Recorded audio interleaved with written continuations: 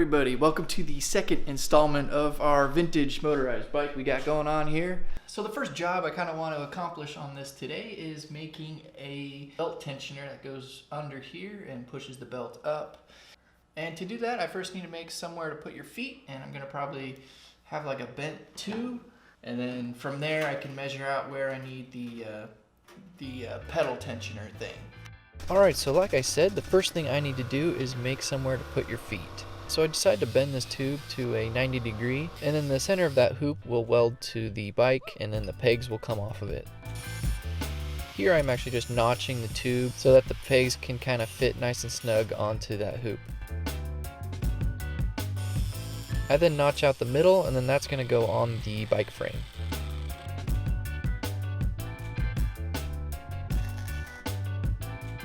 After the actual pegs are welded on, I then weld the whole apparatus onto the bike. Alright, now that I had somewhere to put my feet, it was then time to design a belt tensioner. Basically all I did was run a bolt through where the pedals were and then put an idler pulley on that bolt. Luckily the pedal crank was actually the perfect length, so I didn't need to modify it. So the other side was a little bit more tricky. I needed to bend the pedal crank underneath the foot pedal because it was getting in the way, and I just used a socket extension, bent it up, and then welded it onto the original crank. Well, here is my jankety little foot pedal that we're going to be using. I had this little socket extension that I bent up to kind of extend this thing, and then I welded the old pedal back onto it. So it kind of looks awkward, but I think it'll be just fine. You won't really see it. It's kind of under the bike. As you push down on the pedal, it tightens the belt. I got a lot of comments that wanted me to have the clutch so that when you release it, it makes the bike go. Like a car, I suppose. The problem with that is I would have to be sitting on the bike and depressing the clutch just to start it, and that would be a little too difficult. But this is a lot safer, and it's not really that big of a deal to be pushing down your leg. To get the carburetor all set up, I needed to match the flanges from both the Briggs and then also the carburetor I was using. So I just took some aid carton and kind of pounded it on there to get a silhouette, and then used that as a template. So these turned out really well. I'm just hoping that the flanges are flat enough so that the gasket makes a proper seal.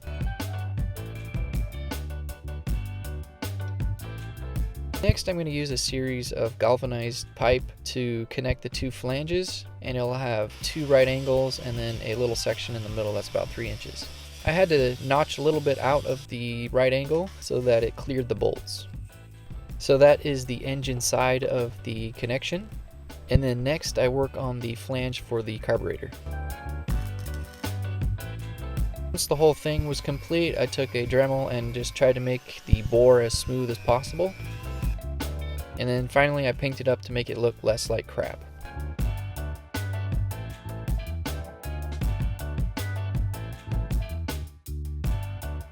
So now that the carburetor was figured out, it's time to mount the gas tank. I like how the gas tank kind of hugs underneath the top tube, so I'm going to mount it here. I do have to modify the gas tank and put in my own nipple. So all I'm going to do for that is drill a hole and then weld a nut around the hole that the nipple threads into.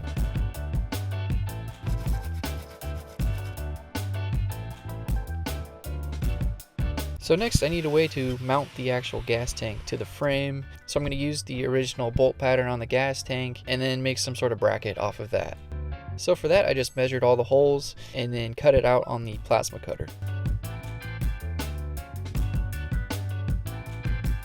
This piece will go for the bottom mount, and then that will be the top bracket.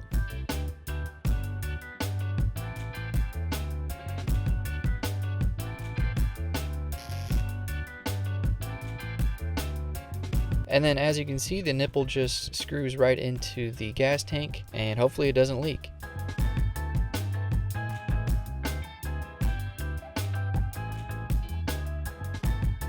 Well, it's been about 22 days. About 22 days since I put the gas tank on. Got a little busy.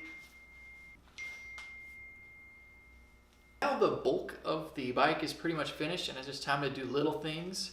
For example, I want to redo the exhaust. I need to put the carburetor on there. Also gonna make a belt guard.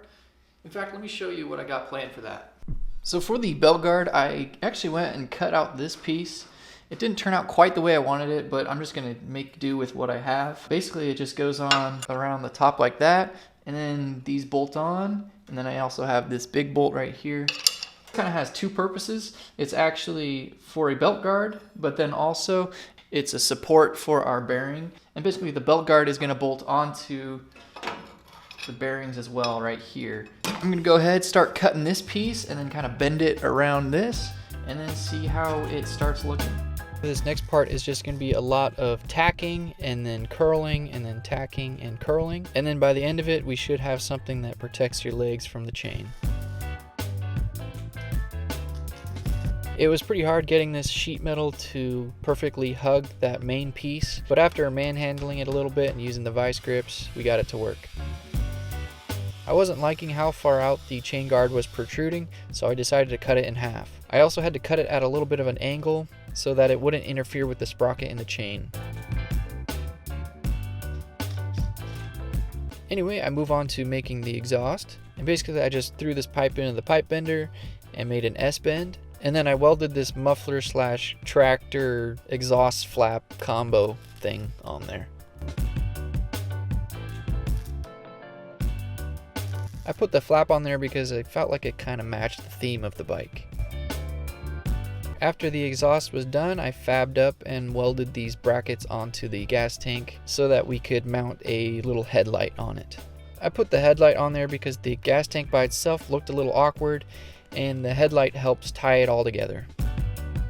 And then kind of the last addition to the bike was making a battery box. I modeled this part out, and then the idea was to bend it.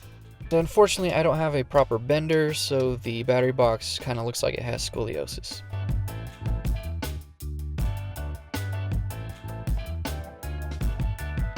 To secure the battery, I'll probably just use a piece of string, or maybe Velcro, or even an elastic band. So as it sat, the engine wasn't actually running, so I'm just using a wire brush to get all the carbon off the piston. Throw some degreaser on there.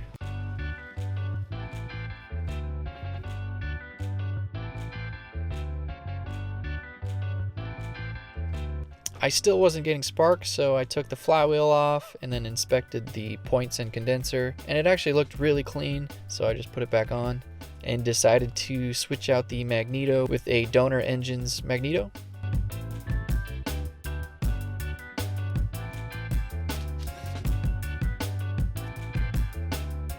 And then the last thing I had to do was clean the rust out of the gas tank.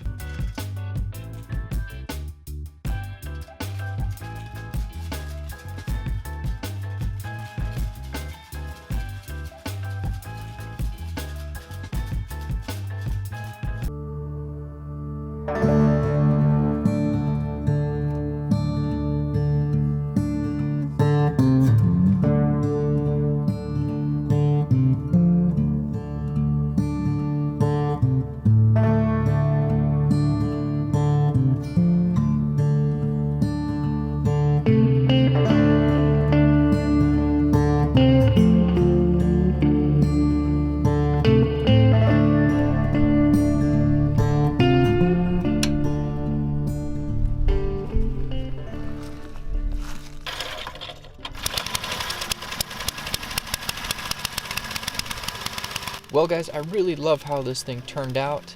Our little carburetor extension worked great, and the engine just idles perfectly.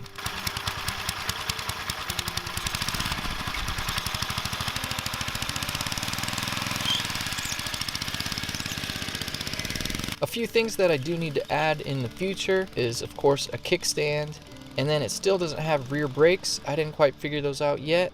And then I would also like to get a generator that I can place on the wheel so that I can recharge the battery.